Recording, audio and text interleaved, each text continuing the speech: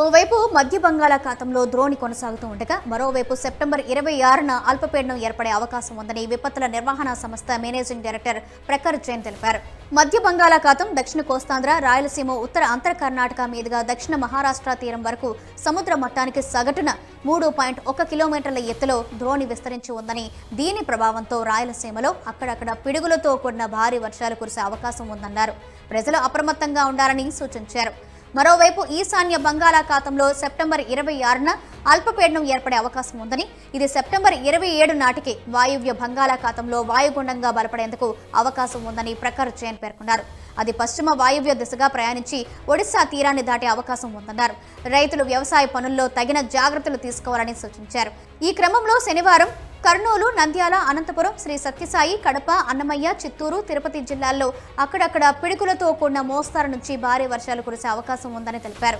శ్రీకాకుళం, విజయనగరం, అల్లూరి సీతారామరాజు, కోనసీమ, తూర్పు గోదావరి, పశ్చిమ గోదావరి, ఏలూరు, కృష్ణా, ఎన్టీఆర్, గుంటూరు, బాపట్ల, పల్నాడు, ప్రకాశం, నెల్లూరు జిల్లాల్లో కొన్ని చోట్ల పిడుగులతో కూడిన తేలికపాటి నుంచి మోస్తారు వర్షాలు కురిసే అవకాశం ఉందని తెలిపారు. కాగా శుక్రవారం తిరుపతిలో 76.5 మిల్లీమీటర్ల వర్షపాతం నమోదైంది. అలాగే చిత్తూరు జిల్లా కతేరుపల్లిలో 73.2 మిల్లీమీటర్లు, నెల్లూరు జిల్లా దగదర్తిలో 68.2 మిల్లీమీటర్లు, అక్కంపేటలోని 55.5 మిల్లీమీటర్లు, కలిగిరిలోని 46 మిల్లీమీటర్ల వర్షపాతం నమోదైంది.